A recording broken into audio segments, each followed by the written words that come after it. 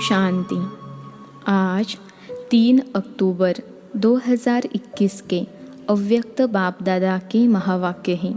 Revise तारीख है 31 मार्च 1988। मुरली का सार है वाचा और कर्मणा दोनों शक्तियों को जमा करने की ईश्वरीय स्कीम। वाचा और कर्मणा दोनों शक्तियों को जमा करने की ईश्वरीय स्कीम। आज रूहानी क्षमा अपने रूहानी परवानों को देख रहे हैं। चारों ओर के परवाने क्षमा के ऊपर फिदा अर्थात कुर्बान हो गए हैं। कुर्बान व फिदा होने वाले अनेक परवाने हैं, लेकिन कुर्बान होने के बाद क्षमा के स्नेह में, क्षमा समान बनने में, कुर्बानी करने में नंबरवार हैं। वास्तव में कुर्बान होते ही है दिल के स्नेह के कारण। दिल का स्नेह और स्नेह, इसमें भी अंतर है। स्नेह सभी का है, स्नेह के कारण कुर्बान हुए हैं। दिल के स्नेही बाप के दिल की बातों को व दिल की आशाओं को जानते भी हैं और पूर्ण करते हैं। दिल के स्नेही दिल की आशाएं पूर्ण करने वाले हैं। दिल के स्नेही अर्थात जो बाप के दिल ने कहा वह बच्चों के दिल में समाया, और जो दिल में समाया वह कर्म में स्वतः ही होगा। स्नेही आत्माओं की कुछ दिल में समाता है, कुछ दिमाग में समाता है। जो दिल में समाता है वह कर्म में लाते हैं। जो दिमाग में समाता है उसमें सोच चलता है कि कर सकेंगे व नहीं। करना तो है, समय पर हो ही जाएगा। ऐसे सोच चलने के कारण सोच तक ही रह जाता है, कर्म तक नहीं होता। आज बाप दादा देख रहे थे कि कुर्बान जाने वाले तो सभी हैं। अगर कुर्बान नहीं जाते तो ब्राह्मण नहीं कहलाते। लेकिन बाप के स्नेह के पीछे जो बाप ने कहा वह करने के लिए कुर्बानी करनी पड़ती, अर्थात अपनापन। चाहे अपनेपन में अभिमान हो व कमज़ोरी हो, दोनों का त्याग करना पड़ता है। इसको कहते हैं कुर्बानी। कुर्बान होने वाले बहुत हैं, लेकिन कुर्बानी करने के लिए हिम्मत वाले नंबरवार हैं। आज बाप दादा सिर्फ 1 मास के रिजल्ट देख रहे थे। इसी सीज़न में विशेष बाप दादा ने बाप समान बनने का भिन्न भिन्न रूप से कितनी बार इशारा दिया है, और बाप दादा की विशेष यही दिल की श्रेष्ठ आशा है। इतना खजाना मिला, वरदान मिले, वरदान के लिए भाग भाग कर आए। बाप को भी खुशी है कि बच्चे स्नेह से मिलने आते हैं, वरदान ले खुश होते हैं। लेकिन बाप की दिल की आश पूर्ण करने वाले कौन? जो बाप ने सुनाया उसको कर्म में कहाँ तक लाया? मनसा, वाचा, कर्मणा तीनों की रिजल्ट कहाँ तक समझते हो? शक्तिशाली मनसा संबंध संपर्क में कहाँ तक आई? सिर्फ अपने आप बैठे मनन किया। स्व उन्नति के लिए बहुत अच्छा है और करना ही है। लेकिन जिन श्रेष्ठ आत्माओं की श्रेष्ठ मनसा अर्थात संकल्प शक्तिशाली हैं, शुभ भावना शुभ कामना वाले हैं। मनसा शक्ति का दर्पण क्या है? दर्पण है बोल और कर्म। चाहे अज्ञानी आत्माएं चाहे ज्ञानी आत्माएं, दोनों के संबंध संपर्क में बोल और कर्म दर्पण है। अगर बोल और कर्म शुभ भावना शुभ कामना वाले नहीं हैं, तो मनसा शक्ति का प्रत्यक्ष फल स्वरूप कैसे समझ में आएगा? जिसकी मनसा शक्तिशाली व शुभ है, उनकी वाचा और कर्मणा स्वतः ही शक्तिशाली शुद्ध होगी, शुभ भावना वाली होगी। मनसा शक्तिशाली अर्थात याद की शक्ति भी श्रेष्ठ होगी, शक्तिशाली होगी। सहज योगी होंगे। सिर्फ सहज योगी भी नहीं, लेकिन सहज कर्म योगी होंगे। बाप दादा ने देखा याद को शक्तिशाली बनाने में मेजॉरिटी बच्चों का अटेंशन है। याद को सहज और निरंतर बनाने के लिए उमंग उत्साह है। आगे बढ़ भी रहे हैं और बढ़ते ही रहेंगे, क्योंकि बाप से स्नेह अच्छा है, इसलिए याद का अटेंशन अच्छा है और याद का आधार है ही स्नेह। बाप से रूह रिहान करने में भी सब अच्छे हैं। कभी कभी थोड़ी आंख दिखाते भी हैं, वह भी तब जब आपस में थोड़ा बिगड़ते हैं। फिर बाप को उल्हना देते कि आप क्यों नहीं ठीक करते। फिर भी वह स्नेह भरी मोहब्बत की आँख है। लेकिन जब संगठन में आते, कर्म में आते, कारोबार में आते, परिवार में आते, तो संगठन में बोल अर्थात वाचा शक्ति, इसमें व्यर्थ ज़्यादा दिखाई देता है। वाणी की शक्ति व्यर्थ जाने के कारण वाणी में जो बाप को प्रत्यक्ष करने का जौहर व शक्ति अनुभव करानी चाहिए, वह कम होता है। बातें अच्छी लगती हैं, वह दूसरी बात है। बाप की बातें रिपीट करते हो तो वह ज़रूर अच्छी होगी, लेकिन वाचा की शक्ति व्यर्थ जाने के कारण शक्ति जमा नहीं होती है। इसलिए बाप को प्रत्यक्ष करने की आवाज़ बुलंद होने में अभी देरी हो रही है। साधारण बोल ज़्यादा है, अलौकिक बोल हो, फरिश्तों के बोल हो। अभी इस वर्ष इस पर अंडरलाइन करना। जैसे ब्रह्मा बाप को देखा, फरिश्तों के बोल थे, कम बोल और मधुर बोल। जिस बोल का फल निकले वह है यथार्थ बोल, और जिस बोल का कोई फल नहीं वह है व्यर्थ।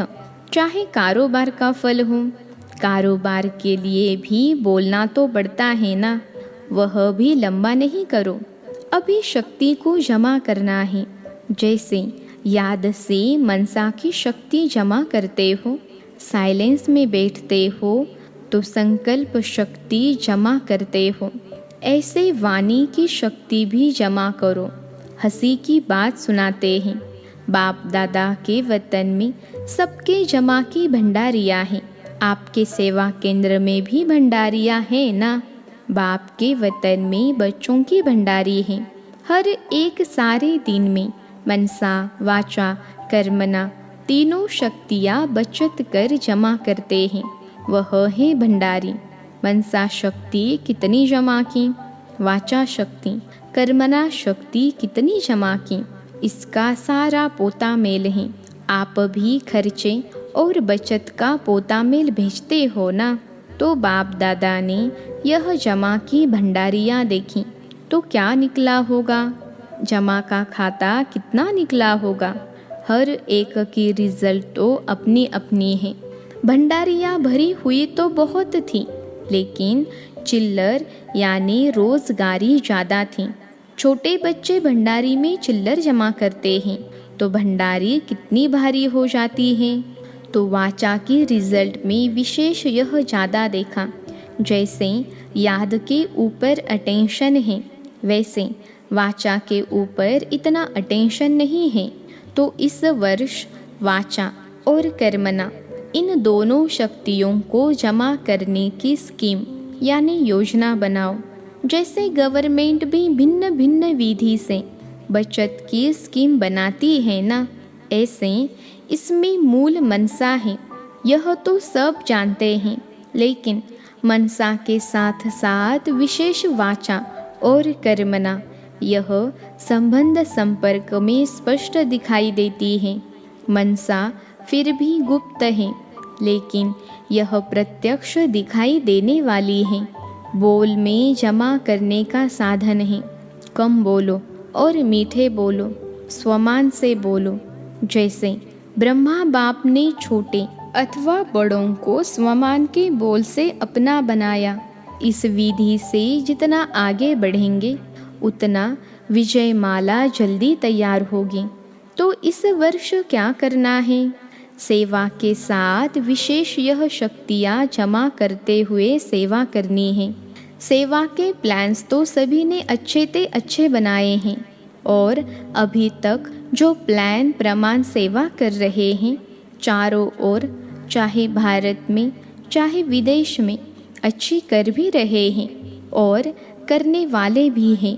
जैसे सेवा में एक दो से अच्छे रिजल्ट निकालने की शुभ भावना से आगे बढ़ रहे हो, ऐसे सेवा के संगठित रूप में सदा संतुष्ट रहने और संतुष्ट करने का विशेष संकल्प, यह भी सदा साथ साथ रहे, क्योंकि एक ही समय 3 प्रकार की सेवा साथ साथ होती है।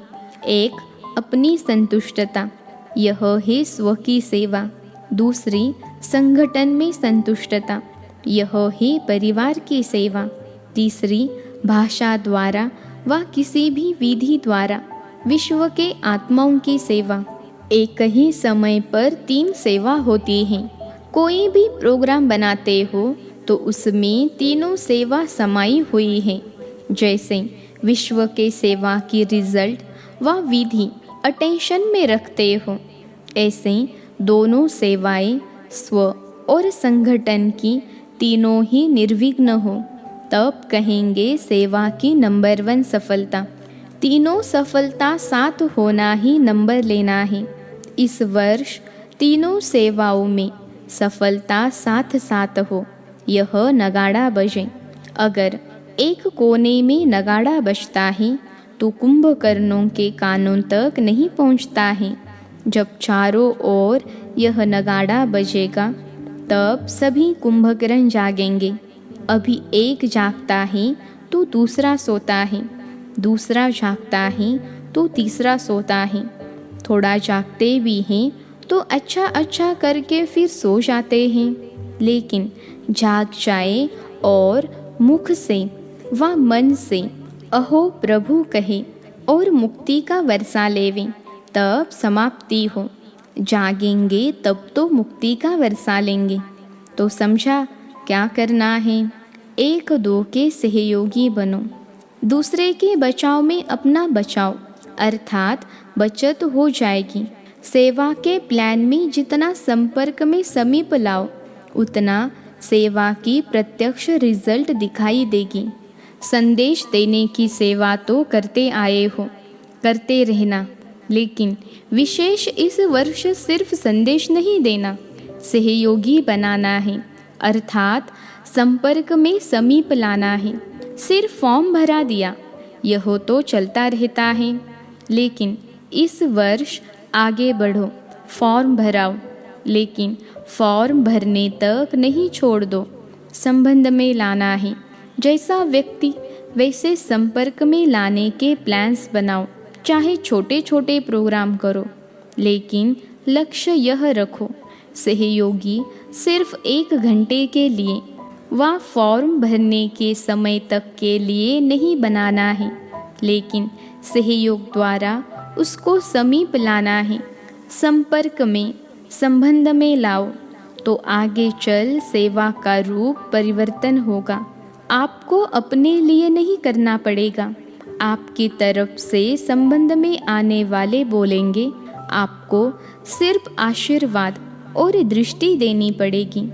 जैसे आजकल शंकराचार्यों को कुर्सी पर बिठाते हैं, वैसे आपको पूज्य की कुर्सी पर बिठाएंगे, चांदी की नहीं। धरनी तैयार करने वाले निमित्त बनेंगे और आपको सिर्फ दृष्टि से बीज डालना है, 2 आशीर्वाद के बोल बोलना है, तब तो प्रत्यक्षता होगी।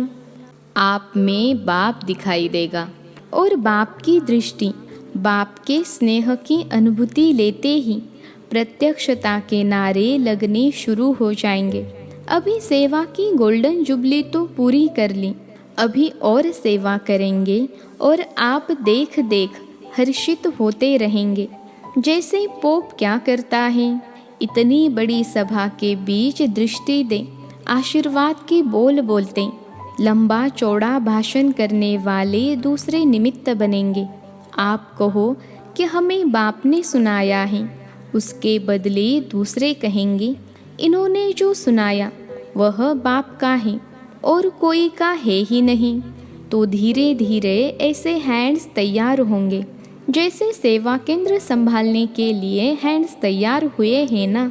ऐसे स्टेज पर आपकी तरफ से दूसरे बोलने वाले अनुभव करके बोलने वाले निकलेंगे, सिर्फ महिमा करने वाले नहीं, ज्ञान की गुह्य पॉइंट्स को स्पष्ट करने वाले, परमात्मा ज्ञान को सिद्ध करने वाले ऐसे निमित्त बनेंगे। लेकिन उसके लिए ऐसे ऐसे लोगों को स्नेही, सहयोगी और संपर्क में लाते संबंध में लाओ। इस सारे कार्यक्रम का लक्ष्य ही यह है कि ऐसे सहयोगी बनाओ जो स्वयं आप माइट बन जाओ और वह माइक बन जाए।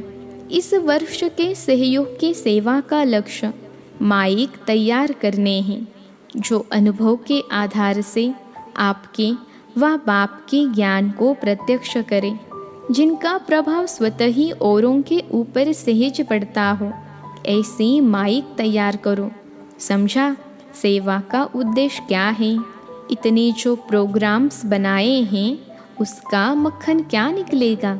खूब सेवा करो, लेकिन इस वर्ष संदेश के साथ साथ यह ऐड करो, नज़र में रखो कौन कौन ऐसे पात्र हैं और उसको समय प्रति समय भिन्न भिन्न विधि से संपर्क में लाओ।